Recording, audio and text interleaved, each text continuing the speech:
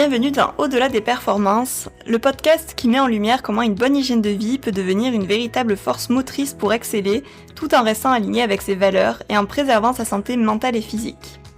Je suis Carole Messonnier, naturopathe, et dans ce podcast, je vous invite à découvrir les coulisses de la réussite des dirigeants et des entrepreneurs.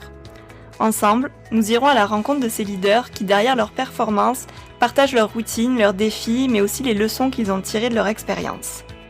Un nouvel épisode vous attend tous les 15 jours pour explorer comment ils ont traversé des périodes où leur bien-être a été mis à rude épreuve. Ils nous confieront ce qui leur a permis de rebondir face à ces défis, ainsi que les habitudes qu'ils adoptent aujourd'hui pour rester performants tout en préservant leur équilibre.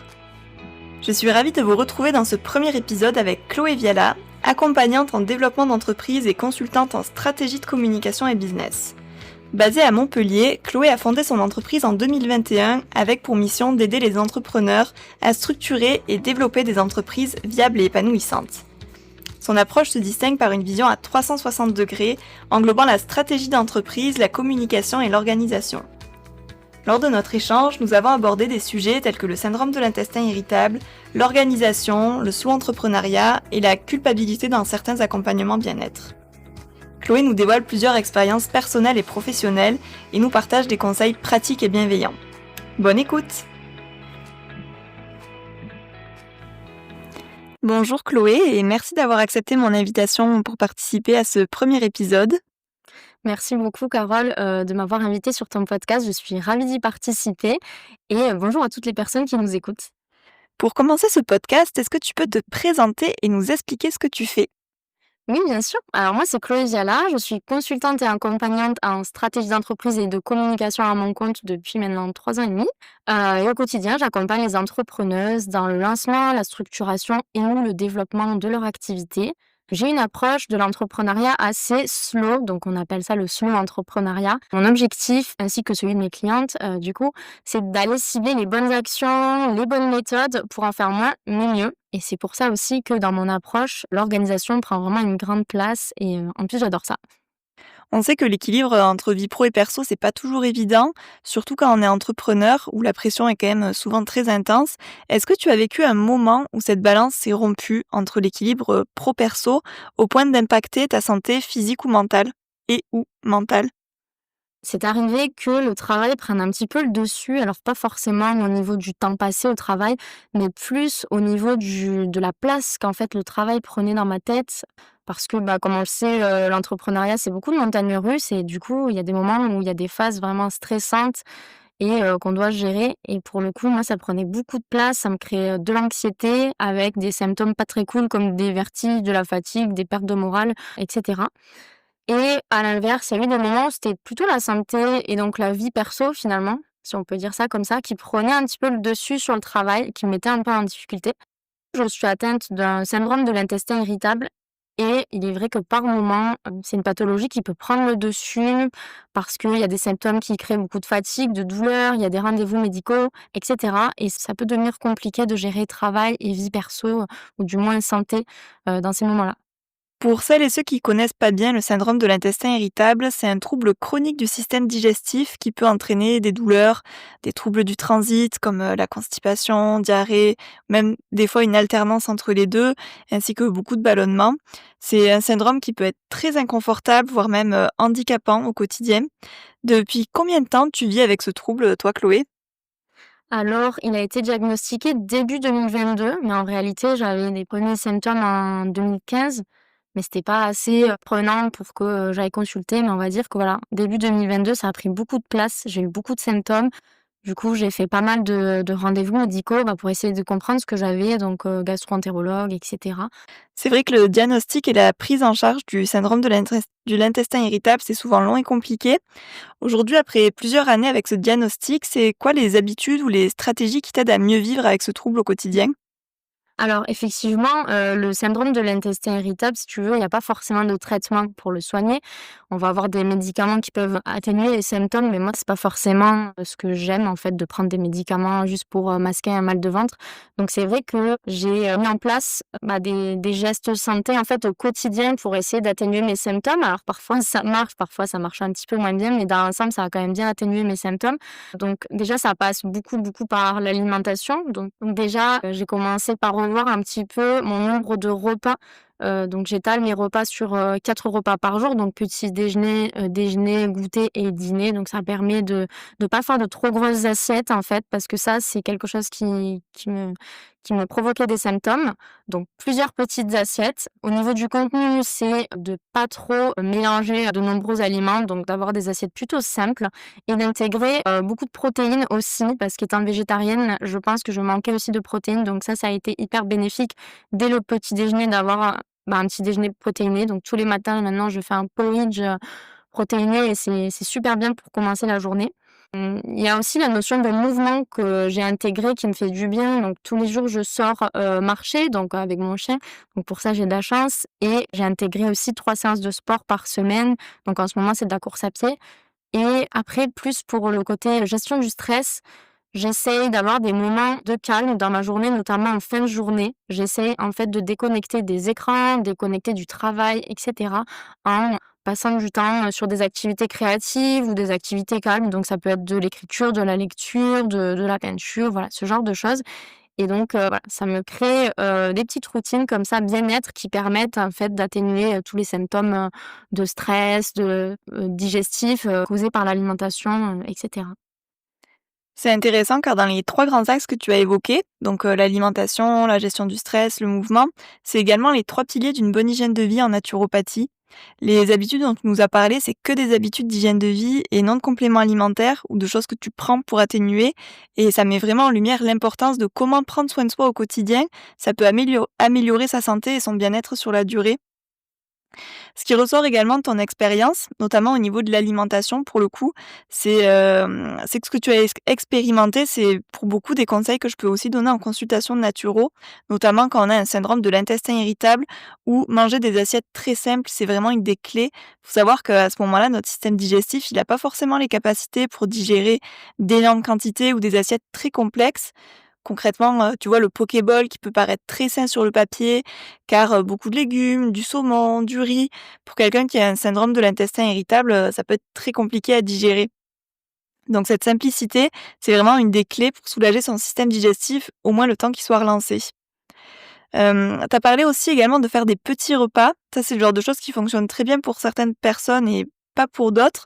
Donc, j'appelle vraiment pour ceux qui nous écoutent de manière générale, dans la santé d'ailleurs, à tester et à vraiment garder ce qui leur correspond et ce qui leur fait vraiment du bien. Là, pour certains, ça conviendra mieux de faire 3 repas et ainsi laisser un vrai temps de repos à son système digestif pour se reposer. Alors qu'à d'autres personnes, comme toi, avoir des plus petits repas réguliers, ce sera beaucoup mieux digéré et toléré. Donc voilà, je vous invite à vraiment toujours tester et rester attentif à vos sensations pour voir ce qui marche pour vous, au-delà de ce qu'on peut lire ou entendre un peu partout. Ah mais tout à fait, de toute manière, ces routines-là, elles sont pas venues du jour au lendemain. Ça m'a pris du temps, j'ai testé plein de choses et effectivement, j'en suis venue à ça, mais ça a pris du temps. Donc effectivement, c'est important de se connaître et de tester plein de choses, pour savoir ce qui nous convient. Tu nous as tout à l'heure parlé d'anxiété et notamment dans l'entrepreneuriat, hein, on sait que ça peut vite devenir très anxiogène et rajouter une vraie charge mentale. Est-ce que toi, tu vois des différences quand tu as des périodes très intenses au niveau du stress, anxiété, sur ton système digestif ou même sur ton bien-être global? Eh bien, c'est compliqué de voir, les effets du stress, en tout cas sur l'intestin irritable. Pendant un moment, j'ai tenu une sorte de journal où je notais, chaque jour, les symptômes que j'avais pu avoir, qu'est-ce que j'avais mangé, mon niveau de stress et pour voir un petit peu, faire des rapprochements et j'ai pas trop, identifié d'aliments ou d'états de stress qui pouvaient, provoquer mes symptômes. Donc c'est vrai qu'à ce niveau-là, je pense qu'effectivement ça joue, mais j'ai pas vraiment, pu, le remarquer. Je pense que c'est un mix de plusieurs éléments à un instant T qui peut me provoquer une crise, donc peut-être que c'est un mix de stress, de tel aliment et cetera, mais c'est difficile pour moi, ouais, d'identifier ça. Aujourd'hui, comment tu définirais ta relation avec ton bien-être en tenant compte des défis liés au syndrome de l'intestin irritable? Bah, aujourd'hui, le bien-être dans ma vie, c'est vraiment essentiel, c'est primordial, c'est ma priorité. Je fais énormément de mes choix, qu'ils soient personnels ou professionnels, en fonction de mon bien-être. Voilà, c'est vrai qu'effectivement, comme on disait, l'entrepreneuriat, ça peut causer du stress, mais l'entrepreneuriat, c'est quand même un confort aussi quand on a un intestin irritable, de pouvoir être chez soi, de pouvoir s'adapter. Donc je dirais que, voilà, j'essaye d'incorporer du bien-être, on va dire, dans ma vie perso comme professionnelle au quotidien et ça passe aussi beaucoup par l'organisation justement et tout ce qu'on peut mettre en place dans son entreprise pour, avoir de plus en plus de temps pour soi, de temps pour prendre soin de soi. Selon toi, c'est quoi les plus grands défis pour maintenir un équilibre durable entre vie pro et perso au quotidien en tant qu'entrepreneur? Bah, du coup, c'est vrai que selon moi, en fait, de base, d'être entrepreneur, c'est hyper challengeant pour avoir un équilibre vie pro, vie perso, parce qu'en fait, ça change tout le temps. Autant être salarié, ça peut être difficile d'avoir un équilibre aussi pro-perso, mais généralement, ça change pas trop. Donc, au bout d'un moment, on trouve notre rythme. Alors que quand on est entrepreneur, on a pas mal de montagnes russes, comme je le disais tout à l'heure. Donc, ça demande de s'adapter continuellement. Donc je dirais que c'est ça en fait qui est challengeant, c'est les imprévus de l'entrepreneuriat plus les imprévus de la vie perso qui peuvent être challengeantes parce qu'il faut sans arrêt, trouver, son rythme, trouver son équilibre et ça c'est je trouve, assez challengeant. On est un peu dans une adaptation constante, en fait, en tant qu'entrepreneur. Il y a forcément des routines qu'on met en place et d'ailleurs tu vas nous en parler juste après au niveau organisation. Mais c'est vrai qu'il y a toujours des imprévus, une journée ressemble pas forcément à une autre et on ne sait pas, toujours comment chaque jour va se dérouler et ça peut être assez fatigant sur le long terme. Oui, exactement. En fait, on peut avoir des petits imprévus professionnels, des personnes qui nous sollicitent, un rendez-vous, qui s'ajoute, comme des imprévus perso, comme, peut-être on se sent un peu plus fatigué, aujourd'hui, on est malade, on doit aller chez le docteur, ce genre de choses. Bah, ça vient un petit peu bousculer, son planning. Et ça peut être challengeant. Après, il y a des imprévus, j'ai envie de dire, un peu plus importants qui peuvent être au niveau pro, on perd un contrat ou au niveau, personnel aussi, comme l'été dernier, par exemple, je me suis fracturé le pied et là, pour le coup, c'était pas juste un petit imprévu, ça a chamboulé beaucoup de choses. J'ai dû, voilà, tout réorganiser et même gérer, au bout d'un moment, lâcher prise, en fait. Parce qu'il y a les petits imprévus pour lesquels on peut, en tout cas, essayer de s'organiser pour qu'ils viennent pas trop impacter notre quotidien. Mais des fois, il y a des gros imprévus. Pour le coup, je pense qu'il faut aussi apprendre à lâcher prise et se dire: «Bon, bah, ce mois-ci, je ferai peut-être un peu moins de chiffre d'affaires, parce que j'ai cet imprévu et c'est OK et ça fait partie du jeu aussi». Et il y a une partie aussi d'accepter ce jeu-là. Lâcher prise, c'est un sujet chez beaucoup de personnes. Est-ce que toi, tu as l'impression que l'entrepreneuriat, ça t'a vraiment aidé à travailler là-dessus? Oui, je pense que je suis peut-être pas arrivée au bout du travail, mais en tout cas, oui, ça demande, tous les jours d'apprendre à travailler dessus donc ouais, ouais, ouais, vraiment. Ouais, c'est vrai que c'est une vraie leçon sur soi-même, l'entrepreneuriat. Ça t'oblige à travailler sur toi, ça met forcément en lumière certaines choses qui conviennent plus, qu'on peut, et qu'on doit même souvent améliorer ou changer. C'est un vrai challenge, côté pro comme perso, car ça nous met un peu face à face, avec nos failles, problématiques et certaines difficultés. Ouais, tout à fait. C'est vrai que dans l'entrepreneuriat, un des domaines dans lequel on apprend, le plus à se connaître et c'est hyper intéressant pour le coup, mais c'est vrai que c'est pas facile, dès le début, on s'y attend pas toujours. Oui, c'est vrai qu'on s'attend pas forcément à être aussi vite confronté à tout ça. Du coup, tu nous parlais organisation tout à l'heure et de l'importance que ça avait pour toi, pour ton bien-être dans ton quotidien et que ça faisait vraiment partie de ton équilibre pro-perso. Est-ce que c'est quelque chose qui a toujours été ancré en toi, l'organisation, ou qui s'est mis plutôt en place petit à petit par nécessité? En fait, j'ai toujours été, organisée, j'ai toujours aimé l'organisation, j'ai toujours été attirée par les outils d'organisation, que ce soit les agendas papier, Notion dès que le logiciel est sorti, voilà, Google Agenda, voilà, j'aime bien déjà de base les outils, les méthodes, les découvrir, les tester et donc ça a toujours, fait partie de moi et donc depuis que je suis entrepreneuse, ça s'est installé de suite en fait, le fait d'être organisée. C'est vrai que quand tu partages des fois en story certains écrans de ton agenda ou ton Notion, moi perso j'adore, je trouve ça hyper inspirant, ça donne trop envie d'avoir le même et d'avoir cette base sur laquelle s'appuyer. Aujourd'hui, est-ce que tu peux te développer un peu comment tu t'organises au quotidien? Déjà, toutes mes semaines, en tout cas, sont planifiées à l'avance. J'ai un peu un planning type idéal, donc avec des blocs de temps un peu chaque jour. Par exemple, j'ai un bloc pour la création de contenu, un bloc pour la prospection, des blocs libres, on va dire, pour mes rendez-vous clientes. Et chaque donc début de mois, je viens un petit peu dans chaque bloc lister, faire une to-do list en fait par bloc de temps chaque jour, des tâches que j'ai envie de faire à l'intérieur de ces blocs. Donc ça peut paraître un peu compliqué, mais pour moi, c'est le plus simple que j'ai trouvé et je fais ça sur, Notion Calendar. Donc c'est comme Google Agenda. Donc ça, c'est pour, on va dire la planification de mes semaines. Mais pour en arriver à la planification de mes semaines avec les tâches à faire, avant, j'ai tout un bilan annuel avec mes projets, ma vision en fait sur l'année, que je découpe en projets, en objectifs mensuels et c'est en fait ces objectifs-là mensuels et ces projets qui se transforment en tâches que je planifie du coup à la semaine. Sinon au niveau de mes semaines, je travaille à peu près 25 heures par semaine et justement en parlant d'imprévu tout à l'heure, je laisse du vide, je laisse quand même, de l'espace dans mon planning pour justement les au cas où, il y a un imprévu. Donc comme ça permet, ben, de pas, se retrouver, avec énormément de charge mentale, énormément de choses à faire qui finalement ne rentrent pas dans le planning. Et je fais aussi en sorte, quand je planifie mes tâches, en fait, de prendre en compte la durée qu'elles me prennent. Je vais pas me surcharger, je vais pas sous-estimer le temps que me prennent les tâches, afin d'avoir des délais, pour faire mes tâches qui soient confortables et ne pas me retrouver, tout le temps en retard, tout le temps stressée, et devoir reporter mes tâches au lendemain parce que j'ai pas réussi à les faire la veille. Ça fait partie d'un petit peu des bases de mon organisation, au quotidien. Oui, c'est vraiment en fait une base en entonnoir. Tu décris ta vision, tes grands objectifs par année, que tu viens ensuite mettre sur le trimestre, le mois, et ensuite pour chaque mois, tu définis tes objectifs que tu viens planifier et les détailler en sous-tâches pour pouvoir toujours les planifier tout au long de ta semaine. Oui, c'est ça, exactement, tout à fait. Est-ce que tu as eu des grandes difficultés à trouver ton organisation ou ce qui marche pour toi? Alors, j'ai très rapidement trouvé mon organisation, en tout cas ce système-là de planning sur, au début Google Agenda et puis après quand il y a eu une Notion qui a sorti son agenda, évidemment que j'ai bifurqué dessus. Mais voilà, ça j'ai toujours aimé ce bloc, donc j'ai toujours fait comme ça. Notion, pareil, j'ai toujours aimé avoir un template Notion pour piloter mon entreprise, mettre toutes mes données.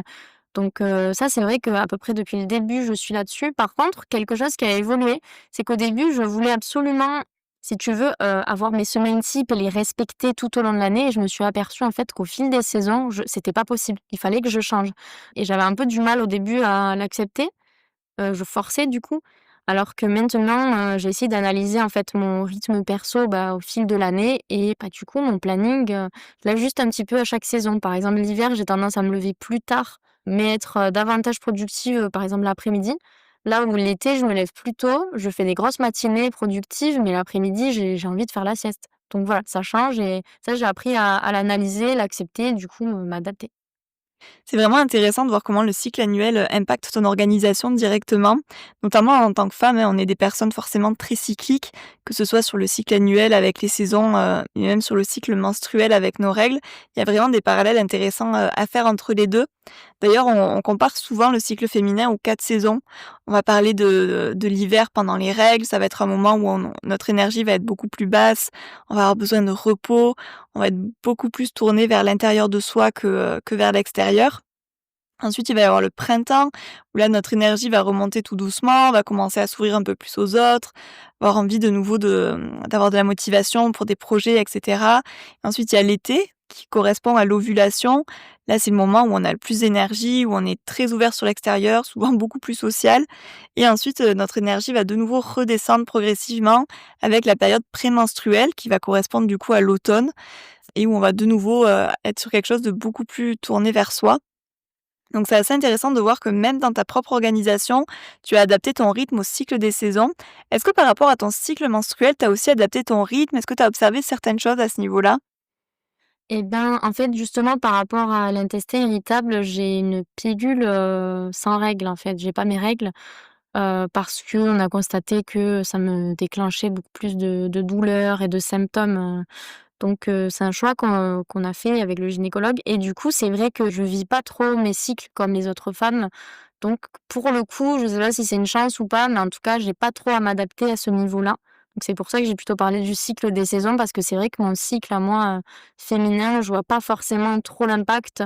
Après peut-être qu'il y a des phases où je suis plus fatiguée dans le mois parce que bon, je reste, une femme, mais du coup, je m'adapte quand je suis fatiguée, je vais avoir des journées, plus allégées, justement grâce à ce planning où je laisse du vide, ça me permet de voilà, de me si je me réveille fatiguée, je m'adapte. Mais c'est vrai que j'ai pas forcément trop fait le rapprochement avec le cycle. Comment est-ce qu'aujourd'hui tu gères les imprévus sans que ça se rajoute à ta charge mentale? On a commencé à en parler, mais est-ce que tu peux développer un petit peu plus? Eh bien, par rapport aux imprévus, comme je le disais, c'est beaucoup en fait je laisse de l'espace pour ça parce que je sais qu'il y en a tout le temps. Déjà par rapport à ma santé, je suis une personne qui a une énergie assez basse, donc je sais que ça peut arriver du jour au lendemain que je sois fatiguée. Donc ça, pour moi, ça rentre un petit peu dans les imprévus, dans le sens où, mais si un jour je suis fatiguée, que je suis pas productive, je me laisse cette place-là. Et ce qui m'aide, c'est aussi d'avoir justement cette organisation où j'ai tout le temps la possibilité, en fait, de vider mon cerveau dès que j'en ai besoin grâce à mon espace Notion, grâce à mon planning. Je déplace des blocs, je rajoute des choses dans les to-do list et cetera. Dès que j'ai quelque chose, qui me paralyse dans le cerveau, je le note quelque part. J'ai toujours des endroits pour vider mon cerveau et donc ça, déjà, ça m'aide beaucoup en cas d'imprévu, voilà, de suite réorganiser, en fait, mes journées, mes semaines. J'ai cette possibilité et ça me rassure, en fait, de pouvoir, faire ça un petit peu en temps réel et ne pas être bloquée dans quelque chose de trop strict qui me permettrait aucune marge de manœuvre. Est-ce qu'il y a des erreurs d'organisation que tu as faites au début ou que tu vois souvent chez tes clientes sur lesquelles tu voudrais attirer notre attention? Des erreurs d'organisation, il y en a beaucoup. Après, comme je te disais, moi, dès le début, j'ai toujours eu un peu cette organisation, que j'ai actuellement. Donc, à la limite, comme je le disais, c'est peut-être plus le côté, de pas forcément écouter trop mon rythme, la principale erreur que j'ai pu faire. Après, au niveau de mes clientes, il y a beaucoup, beaucoup d'erreurs que je peux voir. Bah, déjà de vouloir coller à une méthode d'organisation qui est pas la leur, de pas se connaître, de pas apprendre à comprendre leur rythme et cetera. Pas trop avoir d'outils ou parfois d'en avoir trop parce qu'elles vont voir à droite à gauche des méthodes et finalement, elles savent pas trop ce qui leur correspond et je dirais aussi de pas être, clair sur ses objectifs. Moi, j'adore tous les mois faire des bilans, que ce soit des bilans, émotionnels ou même un peu plus business, un peu plus chiffrés et je fais ça tous les mois parce que derrière, ça me permet de prendre des décisions, ça me permet de fixer des objectifs, comme je vous le disais, que je découpe en tâches. Ça me permet de voir quelles actions fonctionnent, quelles actions fonctionnent pas. Donc, celles qui fonctionnent pas, je les supprime. Celles qui fonctionnent, bah, je mise tout dessus.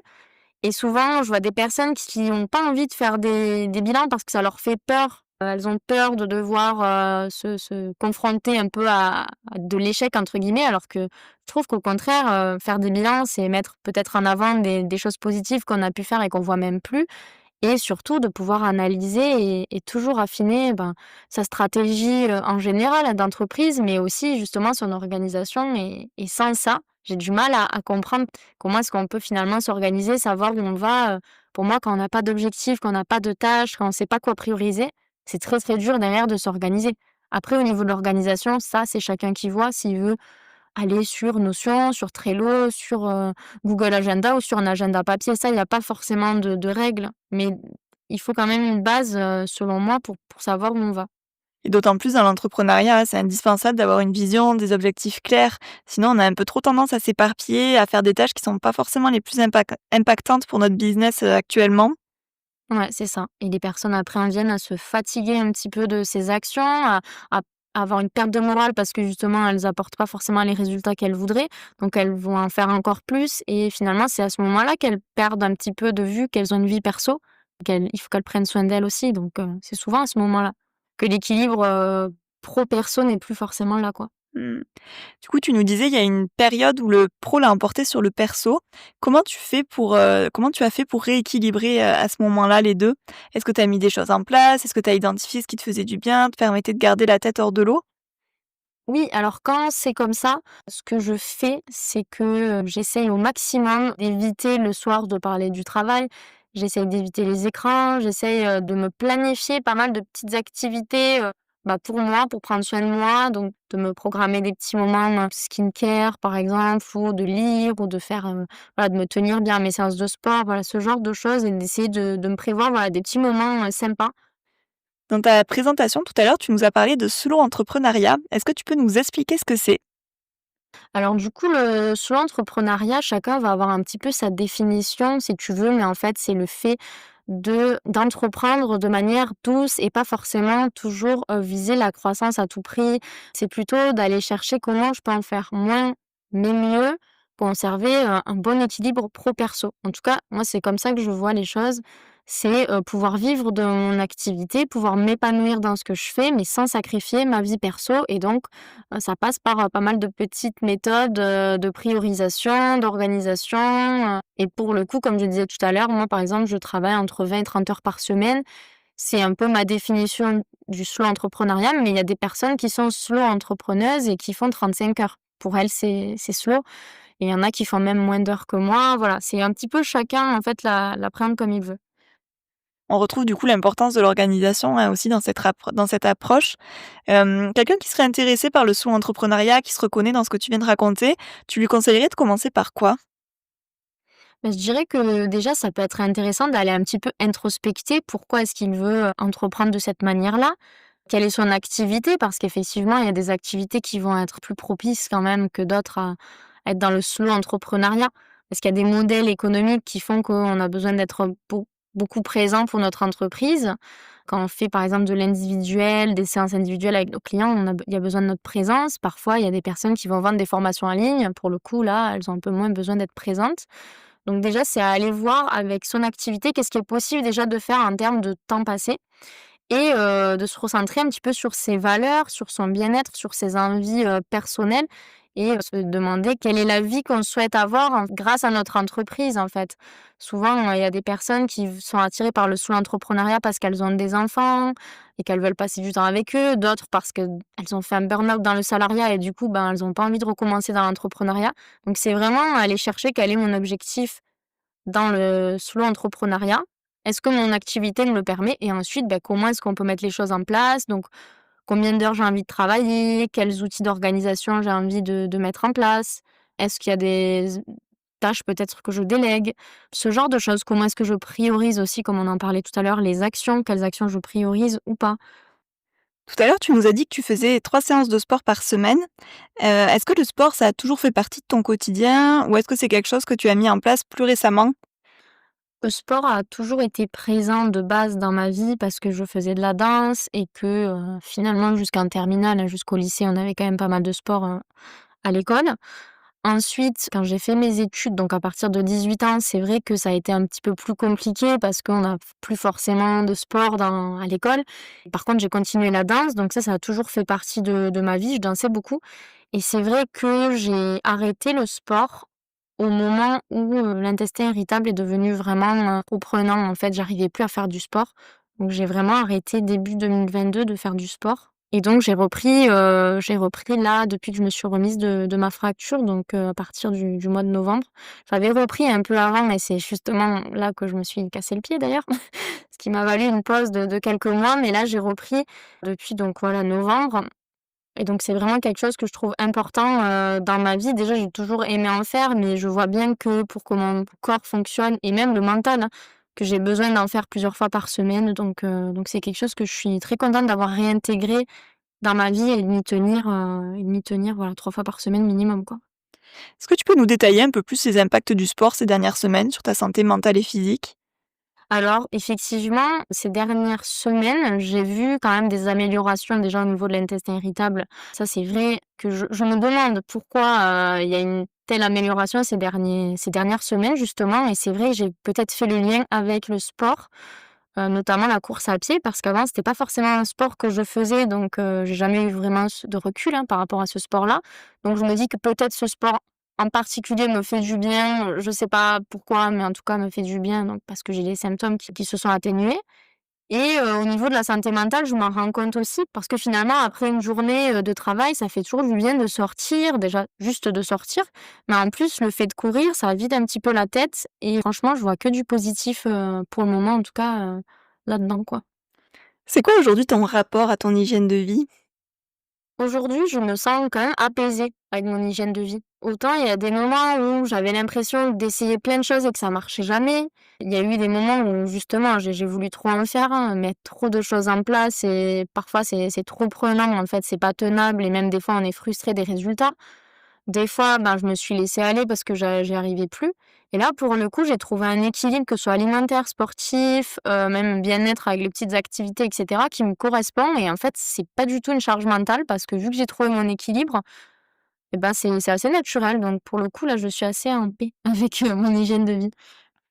C'est intéressant car c'est vrai qu'il y a beaucoup de culpabilité en général, autour de l'hygiène de vie. Je trouve que soit au niveau des réseaux, des magazines, des médias, on va avoir tendance à beaucoup culpabiliser et à prôner une hygiène de vie, absolument parfaite sous le couvert de l'équilibre, ce qui est absolument pas logique et je trouve que c'est intéressant de comprendre et de mettre en lumière qu'en fait, ce qui marche, c'est quelque chose de simple, qui fonctionne pour soi, qui ne devienne pas une charge mentale de plus et c'est ce qui fait que c'est durable, en fait.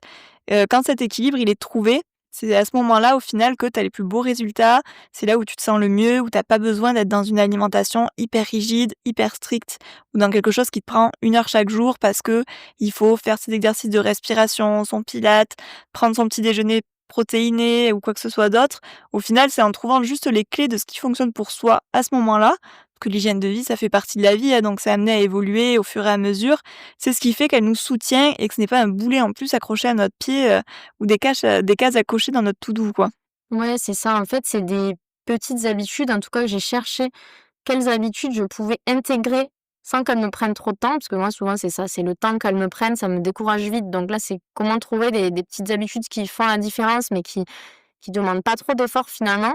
Et je pense que ce qui marche bien aussi, c'est d'aller chercher des habitudes qui nous plaisent, de trouver un sport qui nous plaît, de trouver, une alimentation qui nous fait plaisir parce que justement, comme tu dis, si après c'est des régimes restrictifs, c'est d'aller, 5 fois par semaine à la salle de sport. Moi, j'ai déjà essayé la salle de sport, j'aime pas du tout. Voilà, le fait de prendre ma voiture, d'aller jusqu'à la salle, d'être dans ce lieu où il y a plein de monde et cetera, en fait, j'aime pas et pendant un temps, je me force, mais en fait, au bout de 3 mois, tu décroches.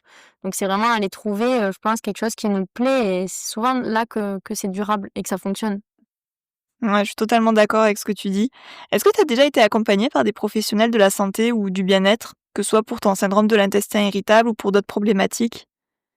J'ai, suivi plusieurs accompagnements. Justement, une fois que j'ai été diagnostiquée pour le syndrome de l'intestin irritable par le gastro-entérologue, comme justement c'est pas une maladie qui se soigne avec des médicaments, il m'a renvoyée vers une diététicienne avec elle j'ai fait, le protocole FODMAP. Donc c'est un peu spécifique, mais ça permet de c'est un régime en fait pendant un certain temps qui permet d'arrêter de manger certains groupes d'aliments, puis de les réintroduire pour voir s'il y a des aliments auxquels on est intolérant. Donc ça, bon, voilà, ça s'est bien passé.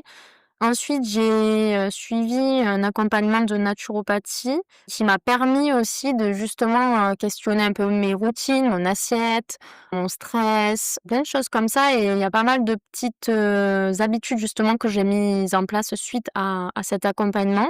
Donc toujours, pour améliorer, hein, mes symptômes, d'intestin irritable, mais aussi justement un petit peu mon anxiété, c'était un petit peu lié aussi. Et récemment, j'ai été suivie aussi au niveau alimentaire, mais plus au niveau rééquilibrage alimentaire parce que j'avais envie de perdre un petit peu de poids et personne m'a fait faire ce qui s'appelle une reverse diet, donc c'est-à-dire de manger plus parce qu'en fait, je mangeais pas assez, donc j'avais tendance à stagner au niveau du poids et donc cette personne m'a expliqué qu'il fallait que je mange plus pour, restaurer mon métabolisme, relancer mon métabolisme en tout cas. La reverse diet, c'est quelque chose dont on entend de plus en plus parler. Aujourd'hui, il y a beaucoup de personnes et notamment des femmes, parce qu'on sait que le sujet du poids pour les femmes, c'est une question qui malheureusement, nous suit, toujours et tout au long de notre vie et souvent on rencontre des personnes qui mangent pas assez de calories. Le corps va du coup se mettre un petit peu en mode survie et c'est compliqué de perdre du poids à ce moment-là parce que ton corps il se dit: «Attends, tu veux me faire perdre mes réserves mais tu m'apportes pas de ce qu'il faut, donc c'est mort quoi». Et la reverse diet, le principe ça va être de ramener, réaugmenter petit à petit les calories, pas de manière brutale pour, quand même réhabituer doucement le corps, relancer le métabolisme, pour une fois qu'on a réatteint, une, un apport normal de calories, on va pouvoir stabiliser et redescendre petit à petit, légèrement pour favoriser une perte de poids. Donc l'idée, voilà, c'est de manger plus et d'apporter ce qu'il faut, ce qui peut paraître, étrange, mais ce qui va permettre une perte de poids derrière. Oui, c'est ça, tout à fait.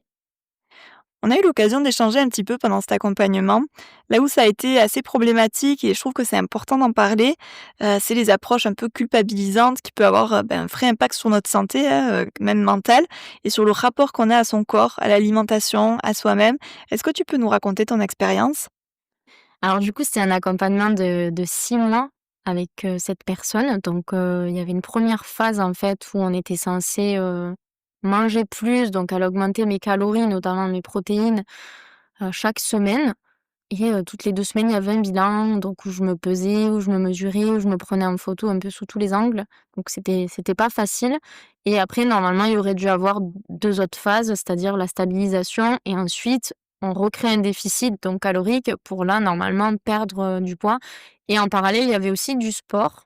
Donc ça, c'est un petit peu pour le programme qu'elle m'avait donné et du coup, pour pouvoir manger, justement les bonnes quantités, il fallait que je pèse tout ce que je mange, puisqu'il fallait que je compte au gramme près ce que je mangeais et en plus la répartition entre les lipides, les glucides et les protéines et que je remplisse tout ça dans un tableau tous les jours. Donc c'est vrai qu'au niveau charge mentale, c'est quand même beaucoup et ça prenait beaucoup de temps et c'était pas facile tous les jours d'arriver aux bons chiffres. Donc ça, j'avoue que c'était quand même assez difficile. C'est vrai que moi j'aime bien proposer, souvent en début d'accompagnement à mes clients, de compter sur quelques jours leurs macronutriments, notamment les protéines, pour avoir une idée d'où ils partent, de leur consommation actuelle, pour qu'ils puissent se rendre compte de ce qu'apportent certains aliments. Tu l'as évoqué en début de ce podcast, ça c'est très fréquent qu'on manque de protéines, et ça pour le coup, peu importe le régime alimentaire. Moi je l'observe chez vraiment la plupart de mes clients, qu'ils soient omnivores, végétariens ou autres, alors que c'est vraiment une des clés pour améliorer sa santé physique et mentale. Donc 2-3 jours, je trouve que c'est une bonne idée. Au long terme, je le recommande pas forcément car ça peut très vite devenir une charge mentale et en tant qu'entrepreneur ou dirigeant, clairement, on n'a pas besoin de s'en rajouter et en plus, pour les personnes qui ont été sujets à des TCA, donc des troubles du comportement alimentaire, ça peut aussi très vite être trigger de suivre beaucoup trop ses calories et cetera, donc voilà. Moi, je le conseille vraiment sur du très ponctuel. Ce qui avait été un peu dérangeant dans ce que tu m'avais dit, par rapport à cet accompagnement, c'est surtout la manière dont ça s'est fini, où il y a eu quand même beaucoup de rejet, de culpabilisation sur tout ce que tu as mis en place, sur l'intérêt de ces 6 mois. Est-ce que tu peux nous en parler? Alors, du coup, comme je le disais déjà, c'était compliqué de remplir ce tableau, voilà, au quotidien. C'est quand même pendant 6 mois, il faut s'imaginer que tout ce qu'on mange, il faut qu'on le pèse, qu'on a le droit qu'à un seul repas dans la semaine qui est libre donc voilà, c'est le moment si on a un resto ou qu'on va manger chez quelqu'un, c'est le moment d'en profiter quoi mais c'est vrai que c'était difficile parce que, peut-être 1 mois et demi après avoir commencé, je me suis fracturé le pied et donc là, ça a chamboulé un petit peu tout parce que du coup, j'ai été immobilisée pendant 1 mois et demi, donc j'ai pas pu faire de sport et même pendant plus qu'1 mois et demi parce que derrière, avec la rééducation que j'ai eue qui a duré peut-être 2 mois, ça fait plus de 3 mois sans sport donc évidemment, c'était dommage en tout cas de faire cet accompagnement-là où j'étais censée reprendre en main mon alimentation sans plus pouvoir faire de sport, sans même plus pouvoir marcher donc finalement, elle me faisait manger plus, mais je me dépensais plus du tout, donc j'accumulais les calories, je me voyais grossir finalement, alors que j'avais payé à la base pour maigrir, même si je comprends le mécanisme du corps et cetera. Moralement, c'était difficile et en fait, au fil du temps, c'est une personne à qui finalement on n'avait pas forcément le droit de dire: «Bah, là, je me sens, mal à l'aise, avec mon image en me prenant en photo aujourd'hui» ou «Je vois que j'ai pris du poids et ça me met mal. J'ai eu du mal à respecter mes macros cette semaine» et finalement, la personne, me répondait comme si j'étais une enfant de 4 ans: «Peux-tu m'expliquer pourquoi est-ce que tu n'as pas, respecté tes macros dimanche midi?» Et donc je me sentais tout le temps à devoir rendre des comptes, et à devoir expliquer qu'en fait j'avais une vie, que j'étais pas parfaite, que des fois j'avais pas le moral et que c'était compliqué et en fait c'est quelqu'un qui, elle, de son côté, est plus que disciplinée personnellement, ça se voit dans ce qu'elle partage et je pense qu'elle avait du mal peut-être à se mettre à ma place et à se dire que potentiellement ses clientes, ne peuvent pas, forcément toutes se discipliner et d'autant plus quand on a une fracture et que, enfin, moralement et physiquement on n'est pas, à son top. Et donc justement, comme tu me disais, à la fin de l'accompagnement, ça s'est pas forcément bien passé parce qu'on arrive à la fin de l'accompagnement et on avait fait que finalement en 6 mois, la phase 1 où elle m'a juste augmenté ma nourriture, mes macros et en fait, donc ça a quand même duré 6 mois et je lui dis: «Bon, bah, comment ça se passe pour la suite? Est-ce que tu me guides pour que je continue toute seule?» et là, elle a été très, très culpabilisante, en m'expliquant qu'il fallait que je reprenne 6 mois, voire 1 an d'accompagnement parce qu'il fallait encore qu'on fasse la phase, de maintien et ensuite la phase de De perte de descente? poids, voilà, de déficit et en fait, finalement, je l'ai super, mal pris parce que pour que j'accepte de continuer avec elle, elle avait des paroles culpabilisantes, en fait. Voilà, j'ai décidé d'arrêter, bien évidemment, parce que, déjà, je me vois pas pendant 1 an et demi compter tout ce que je mange à tous les repas. Ne pas être considérée, ne pas être accompagnée aussi émotionnellement, donc c'est vrai que, Il y a des personnes des fois qui nous accompagnent et qui sont hyper culpabilisantes et qui sont même déconnectées de nos réalités et ça m'a choquée parce qu'étant aussi dans l'accompagnement, moi par exemple, j'ai pas d'enfant, mais quand j'ai une cliente qui me parle de ses difficultés avec ses enfants et qu'elle a pas pu faire son exercice, j'essaye d'être empathique et de me dire: «Bon, bah, faut aussi accepter que cette personne, elle a une vie qui fait que elle peut pas forcément être au top tout le temps, dans ses missions». Comme moi, bah, ça a pu m'arriver, pour la perte de poids et donc ouais, hyper compliqué comme période, quoi. Je trouve que c'est vraiment dangereux, moi, la culpabilisation, notamment dans la santé et le bien-être. Pour moi, c'est vraiment un red flag, ce genre de comportement. Si vous êtes accompagné, qu'on vous dit: «Ah bah oui, mais t'as pas fait ça, c'est ta faute», à un moment, il faut comprendre que la vie, des fois, elle nous bouscule un peu, qu'on peut pas être toujours au top dans tout ce qu'on fait, ni qu'on peut arriver à suivre tout ce qu'on nous propose d'un coup. Donc je te remercie d'avoir partagé cette expérience, car je trouve que c'est important de sensibiliser là-dessus. Quelqu'un qui vous fait culpabiliser, vous sentir mal et même remettre en question tout ce que vous avez déjà mis en place, en mode, «Si tu arrêtes maintenant, tout ce que tu fais, ça sert à rien» et cetera. En fait, moi, je trouve ça dangereux, vraiment. Oui, c'est ça, en fait, c'est une personne qui a annulé tous les efforts que j'ai fait pendant 6 mois, dans le seul but de tenter que je reprenne 6 mois, 1 an avec elle, ce qui a forcément pas marché parce que je fonctionne pas comme ça. Mais en tout cas, oui, si quelqu'un vous culpabilise dans le but que vous continuiez à prendre ses services, ses accompagnements, c'est vraiment un red flag comme tu dis. Moi, elle m'a dit, des choses, comme par exemple, que tout ce que j'avais fait là, tout ce que j'avais investi en temps et en argent n'avait servi à rien. Donc bon, après c'est elle qui dit ça de son propre travail, mais moi de mon point de vue, même si effectivement j'ai pas forcément perdu le poids que j'aurais voulu perdre, j'ai quand même réappris à manger, j'ai réintroduit les protéines de façon significative et je pense que ça a joué aussi dans l'amélioration de mes symptômes de l'intestin irritable. Pour moi, ça a pas forcément servi à rien, mais en tout cas, elle a eu ce genre de parole. Oui, je suis d'accord que bien évidemment, ça n'a pas servi à rien et nous, on se connaît en dehors, donc on s'est côtoyés pendant cette période et les protéines, c'est vraiment une des clés. Ta santé physique, elle s'est quand même améliorée avec ce que tu as pu mettre en place, pendant toute cette période-là. Donc c'est dommage de réduire tous tes efforts et le travail, que tu as fait juste pour vendre, quoi. Ouais, c'est ça, exactement. Pour clôturer ce podcast, j'ai encore quelques petites questions. C'est quoi pour toi les 3 indispensables à ton bien-être aujourd'hui? Et alors les 3 indispensables à mon bien-être, bah, c'est vraiment ce temps pour moi conservé, en fait. Le respect de mon temps perso pour mes activités, voilà. Moi, si dans la journée, j'ai pas le temps d'avoir un petit temps pour moi, toute seule, à faire une activité qui me fait plaisir, ça va être compliqué, de me sentir bien. Donc ça, c'est hyper important. Ensuite, le mouvement, donc le fait de sortir de chez moi tous les jours, d'aller marcher, je fais pas forcément du sport tous les jours, mais au moins d'aller marcher et de prendre l'air, ça c'est pareil, c'est un pilier. Si je le fais pas, en fait, je pense que je me sens mal et finalement, je suis reconnaissante d'avoir un chien parce que ça ne me donne pas le choix et au final, c'est très, très bien et au niveau du bien-être, en troisième, je dirais, ben, forcément l'alimentation qui me permet aussi, par rapport à ma santé de garder cet équilibre, et d'atténuer mes symptômes donc voilà. Est-ce que tu peux nous donner ta définition de la performance? Du coup, déjà, pour moi, je pense que la définition de la performance, elle varie, en fait, d'une personne à l'autre en fonction de nos aspirations. Mais en ce qui me concerne, la performance, c'est juste de réussir à atteindre mes objectifs professionnels, en tout cas ceux que je me fixe, tout en respectant, mon équilibre, en fait, personnel, donc sans sacrifier mon bien-être, mes proches, mon temps perso, toutes ces choses-là. Donc c'est vraiment, finalement, trouver un équilibre pro-perso. C'est pas, on n'arrive pas à vivre de son activité parce que, le perso prend toute la place, mais c'est pas non plus, super, je vis de mon activité, mais j'ai plus de temps pour moi. C'est chouette d'avoir inclus cette notion d'équilibre justement dans ta définition de la performance, parce que c'est vrai qu'on peut voir souvent derrière la performance les gros chiffres, le succès, la gloire, c'est souvent ça qui peut être mis en avant, mais la gloire sans l'équilibre, ça tient pas longtemps quoi, ou en tout cas c'est un prix qui est quand même cher à payer. Bah, c'est ça, parce que bon, souvent, on l'entend, mais l'entrepreneuriat, c'est un marathon, pas un sprint. Mais pour le coup, c'est vrai. C'est-à-dire que sans cet équilibre, je pense qu'effectivement, on peut avoir des chiffres, des super chiffres, hein, hyper élevés, mais est-ce qu'on peut les tenir sur 5 ans, 10 ans ou plus? Le but, c'est quand même en général que ça dure. C'est pas que ça marche pendant 2 ans et après ça retombe parce qu'en fait, on est en burn-out.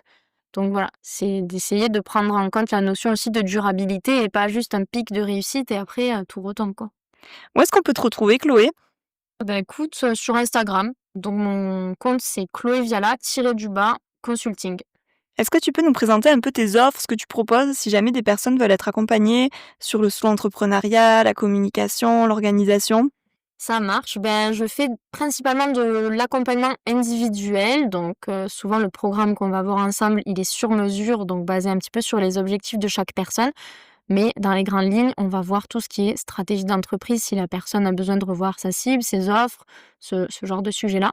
On peut voir aussi toute la partie communication, si elle est plus dans une optique de développer, son entreprise, de trouver des clients, si ses bases, bien évidemment, sont bien, solides. On peut voir aussi, l'organisation, j'en ai beaucoup parlé aujourd'hui et d'ailleurs, au niveau de l'organisation, j'ai sorti, un mini accompagnement centré que sur l'organisation, donc c'est beaucoup plus court que, mes accompagnements individuels et là, pour le coup, on est sur, un accompagnement beaucoup centré sur le planning idéal, le planning type, donc on va venir, construire ensemble, le planning idéal de la personne en fonction justement de tout ce qu'on a parlé aujourd'hui, de son rythme, de sa vie personnelle, de ses contraintes peut-être de santé, tout ça, pour qu'elle puisse finalement, être quand même productive dans ses semaines, vivre de son activité, en tout cas faire tout ce qu'elle a besoin, de faire dans sa semaine pour atteindre ses objectifs, mais justement sans sacrifier sa vie perso. Et pour finir, j'ai aussi sorti en fin d'année 2024 un template Notion pour organiser et piloter toute son entreprise. C'est un template de base que j'ai voulu créer pour moi et finalement qui s'adapte à toutes les entrepreneuses. Donc j'ai décidé de le vendre. Mais j'adore Notion, j'adore cet outil. Je trouve qu'il est hyper intéressant pour s'organiser et piloter un peu tous les aspects de son entreprise. Donc du coup, voilà, j'ai créé un outil assez complet, assez simple d'utilisation parce que je voulais qu'il soit intuitif, efficace et sans trop de superflu. Mais voilà, on a des tableaux de bord pour gérer ses finances, sa com, son CRM client et prospect, ses objectifs et bilan mensuel, voilà. Il y a, on va dire, l'essentiel, pour tout gérer. C'est vrai que j'ai eu l'occasion de le voir ton template, il est vraiment super et très bien fait pour toutes les personnes qui veulent se lancer sur Notion, qui ne savent pas par où commencer ou qui ne maîtrisent pas forcément l'outil. C'est vraiment un template qui est génial pour ça. Merci. Un petit mot pour conclure? Comme petit mot de la fin, j'avais aussi envie de rappeler que, notre entreprise, elle doit vraiment être au service de notre vie perso et pas l'inverse. Le but, c'est pas, que de sacrifier notre vie perso pour pouvoir avoir une entreprise rentable. Sinon, ça n'a pas de sens et même c'est pas normal. Donc je voulais vraiment, rappeler ça. Si vous sentez qu'aujourd'hui, votre, vie perso, vous n'en avez plus ou elle a vraiment pris un coup, je pense qu'il faut, essayer de se recentrer, peut-être d'introspecter pour comprendre qu'est-ce qui s'est passé. Vous recentrer sur vos envies à la base de pourquoi vous vous êtes lancé et d'essayer de remettre des choses en place, en tout cas, pour justement que votre entreprise, elle soit au service de votre vie et que qu'elle soit pas en train de la détruire, quoi. Merci Chloé d'avoir partagé ton expérience et ta vision du bien-être au-delà des performances avec nous. Je retiendrai de cet épisode l'importance de l'équilibre entre la vie pro et perso. J'ai beaucoup apprécié ton témoignage sur tes routines, tes habitudes de vie qui sont simples, durables. Ça, c'est vraiment des choses qui me tiennent à cœur et qui sont personnalisées et qui te correspondent. J'invite vraiment chaque personne qui nous écoute à se questionner. Qu'est-ce qui aujourd'hui me fait vraiment du bien? Qu'est-ce que j'ai envie de garder et qui n'est pas une charge mentale ou une chose de plus à faire sur ma to-do? Ouais, merci à toi, c'était vraiment génial. J'ai beaucoup aimé de pouvoir répondre à tes questions et faire finalement un petit peu le point de tout ce que j'avais mis en place parce que c'est vraiment en répondant à tes questions que je me rends compte finalement de tout le chemin parcouru donc c'était trop chouette. C'est super de pouvoir prendre un peu de recul et pouvoir voir, toutes les petites victoires accomplies. Je mettrai toutes tes informations, ton compte Insta, ton template Notion dans la description de ce podcast et je te dis à bientôt. Merci, à bientôt. Merci d'avoir écouté cet épisode du podcast Au-delà des performances. J'espère que cette conversation vous a inspiré et donné des clés pour intégrer davantage de bien-être dans votre quotidien. Si ce podcast vous a plu, n'oubliez pas de vous abonner et de laisser une note ou un avis sur votre plateforme d'écoute préférée. Cela m'aide beaucoup à faire grandir ce projet. Pour continuer la discussion ou en savoir plus sur mes accompagnements, retrouvez-moi sur Instagram à inspiration.naturo ou sur LinkedIn à Carole Messonnier. J'y partage régulièrement des conseils et des inspirations autour du bien-être et de la performance. Encore merci pour votre écoute et je vous donne rendez-vous à très vite pour un nouvel épisode d'Au-delà des performances. Prenez soin de vous, à bientôt!